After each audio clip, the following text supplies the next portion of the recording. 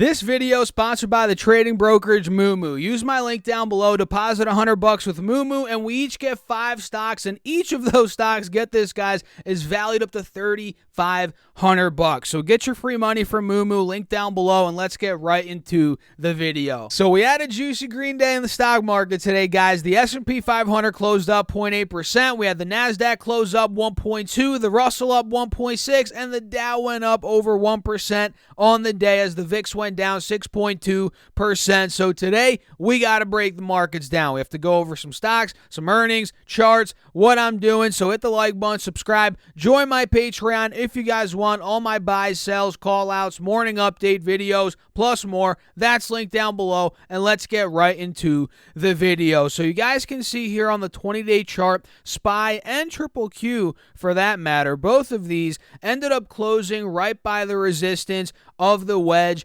on this time frame, right? And this is a big resistance. You guys can see over the past couple of weeks, this is where we've pretty much failed every single time we've seen some sort of rally in the stock market. I mean, look on this 20-day chart, guys. We rallied in the beginning of January. We went from about 371 on Triple Q to 390. We got rejected by the moving average, right by this downtrending trend line. We had a rally in the end of January into early February from about 338 to about 370. You guys remember that rally, right? And we got rejected by the trend line yet again. And now we're seeing a bit of a rally today. Like I said, the markets did well. A lot of stocks went up. And who knows? Maybe we get rejected yet again. So I'm going to set my alert right now at 365 when it comes to Triple Q. And listen why. Because if we take out this resistance, right, and we start breaking, especially 370, guys, which was the high from earlier in this month of February, if we start breaking these points,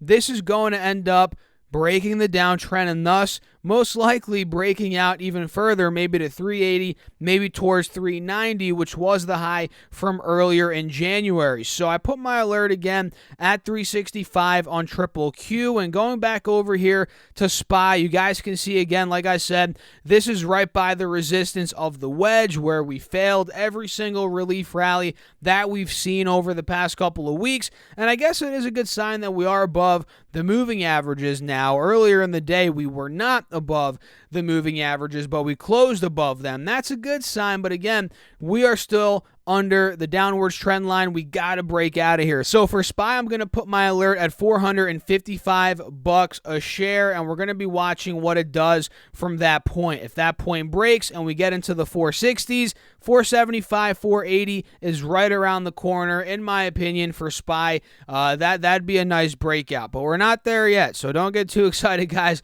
We are not there yet, and as always, I'd love to know your thoughts down below in the comments. And look at the VIX. I mean, the VIX is now down 17 points over the past, 2 weeks. The VIX was at 38 in the end of January. Now it's at 21. And like I always say, guys, it seems like whenever the VIX gets under 20, volatility really starts to slow down. But as long as it's over 20, mid-20s, obviously high 20s and in the 30s, volatility's obviously heightened at that point. But now that we're getting low 20s, we might dip under 20 on the VIX.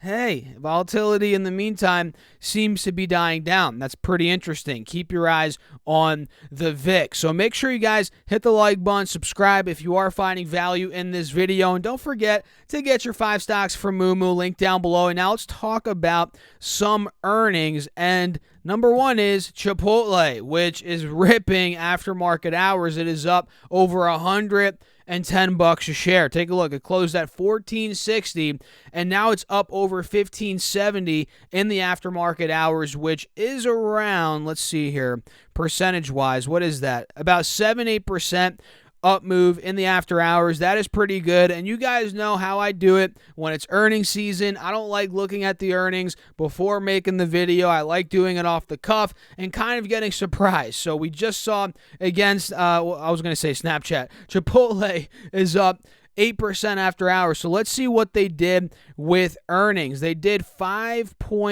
what is that? $5.58 EPS versus $5.26 estimated. So they crushed EPS, and revenue came in, let's see here, $1.96 billion, which is right in line with the estimates. And did they do anything with guidance? What's their cash looking like?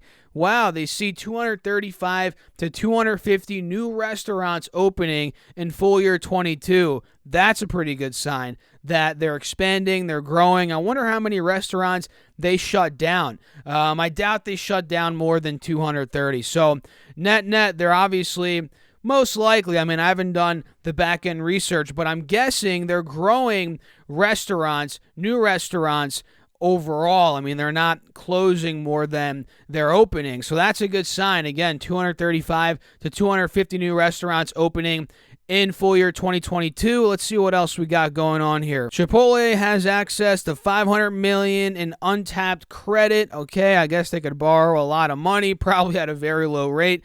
And they continue to maintain a strong financial position. Oh, there we go with cash. $1.4 billion in cash investments and restricted cash, and it says no debt right here. That's interesting, guys. So Chipotle, pretty nice quarter. Again, stocks up over 100% after market hours, and it's approaching a big resistance. You guys can see ever since September, end of September, early October, mid-October, this stock has been downtrending. It's been failing at the 180 moving average, which is where we're testing right now. If it goes up to 1600, that's going to be a very big spot for the bulls. Let's put it that way, right? To say the least. I mean, bulls got to get out of 1650 on this one for it to break out. So I'm going to put my alert at 1650. Might as well put it right there, right?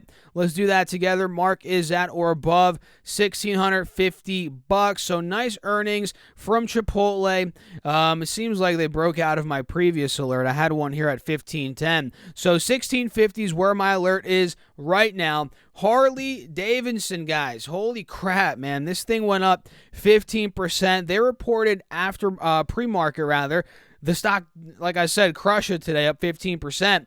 They did revenue of $816.01 million for the quarter versus $663.84 million estimated. So they completely demolished revenue estimates. They had EPS of 15 cents versus the negative 45 cents, which was from last year. So year over year, they went from negative EPS, now back to positive. That's good. And they expect 2022 HDMC revenue growth of 5 to 10%. I looked that up. HDMC is Harley Davidson Motor Company or motorcycle. I think it's Motor Company. Either way, they're expecting revenue growth 5 to 10% in 2022. Not too shabby, considering Harley Davidson is not the craziest growth beast out there. Hey, it's good. 5-10%, pretty good. The stock's reacting very nicely to that. Like I said, it's up 15% and went up 15% on the day, and it's now trading at a multi-month high, guys. We're talking, well, I guess that's not completely true. It did hit about $42 back in the middle of December. But then again, that is about 2-3 months ago, right? So it is at a multi-month high. If we take out $43, $44, we're talking a 6+ month high, which would be crazy. So I'm going to put my alert at $43.50 for Harley Davidson, ticker symbol HOG. If we get out of there, this might start gaining some steam towards $50 a share, considering it's very beaten down and we're finally starting to reverse after a good earnings report. Maybe this momentum continues. So let's check out Peloton, my favorite stock of all time, guys. I freaking love Peloton. Awesome company. I'm kidding, guys. I'm kidding. They're not my favorite company. You guys know Google's my favorite company, but I like dogging on Peloton because I called it out about a year and a half ago that the stock was way too overvalued, and I was proven right, but I'm not going to get into that in this video. But what we do have to talk about is their earnings. The stock went up 25% today. Holy crap.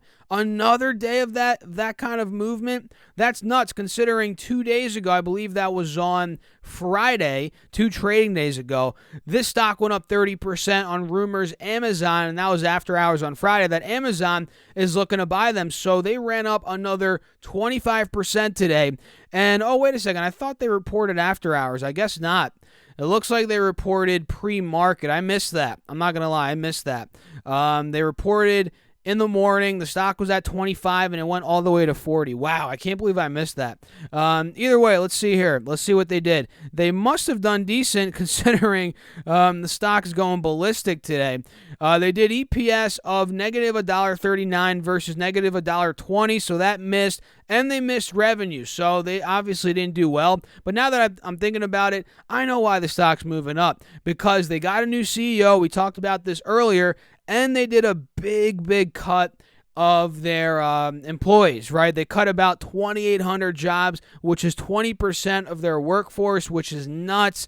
And that, at the end of the day, it sucks that employees are losing their job due to the demand of these bikes and products going down. That really sucks, but at the end of the day, that is a very good business decision when you're looking at the numbers, the cash, what's going on with the business right now with demand going down. It's a good business decision for them to do that, save money on these jobs, get a new CEO, try to turn things around. So that's why the stock's running up, even though they had a double miss on earnings. Unless I'm missing something here. Let's see.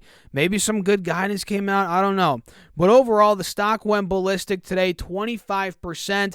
And now, based on the 4-hour chart, guys, no kidding, it's starting to break out of the downtrend. I'm not sure how long this will last, if it even will last, but we are out of the moving averages now, which, if you guys take a look, we have not been above the 180 moving average in the stock since July, which is freaking what, 8 months ago, 7 months ago. That is insane. So the stock might be turning around here in the short term. Who the heck knows? We're going to be watching it, and we're going to see if it ends up turning around officially. Maybe it has a couple more days in a row where we look at the stock and we're like, okay, it seems like it's reversing, but it's a little bit too early to tell. So let me know your thoughts on Peloton. Drop me a comment. Let's talk about Corsair. Corsair Gaming went up 6% on the day. They reported earnings, I believe, after hours. Yeah, they did. They closed up 6%. They closed at $20.40, and the stock shot up to $22.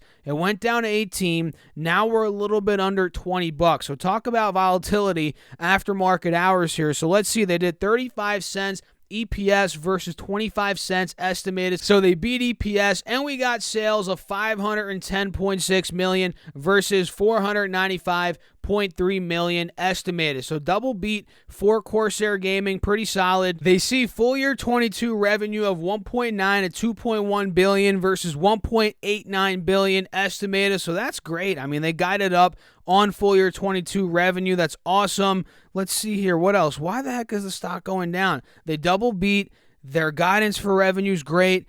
They see adjusted operating income of around $200 million for the year. I don't know why the stock's going down. I feel like that earnings report should constitute at least a 5-10% upwards move. Maybe it comes. Maybe it comes after the earnings call. Let's see. And this is another beaten down stock. Corsair is down from $43 back in June, and now it's sitting at under $20. So very beaten down. Let's see if this thing ends up turning around. Enphase is another one that I'm looking at here. They reported today the stock went up 2.7% on the day, and then after market hours here, wow, the stock's up $20. Look at that. The stock's up 14% after market hours. Let's see what they did. 73 cents EPS versus 58 cents estimated. That beat. And we got sales of $412.7 million versus $396.48 million. So nice double beat for Enphase. I'm not seeing anything on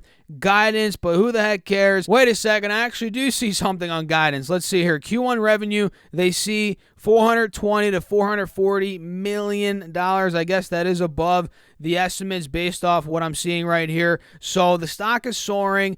Finally, this thing's been destroyed. I mean, what else? What other stocks in this space have not been destroyed? I mean, this thing is it's been destroyed. Now it's trying to come back. I'm noticing an inverse head and shoulders here based off the the price action after market hours. Look at that left shoulder. We got the head right here. Let me show you guys. And then we got the right shoulder here. So if this breaks out of the 180 SMA on the 4-hour chart, which is trying to do right now, and it actually is slightly above it right now. If this momentum continues, we might be going back towards 200. Who the heck knows? It's definitely possible. So watch out for Enphase. Amgen made another big move today. Amgen went up 7.8%. The head and shoulders, you might as well throw it out the window. That's not happening. We broke the neckline, and we broke the resistance of the head and shoulders on the 4-hour chart. And we also broke 235, which I mentioned before. That is a huge resistance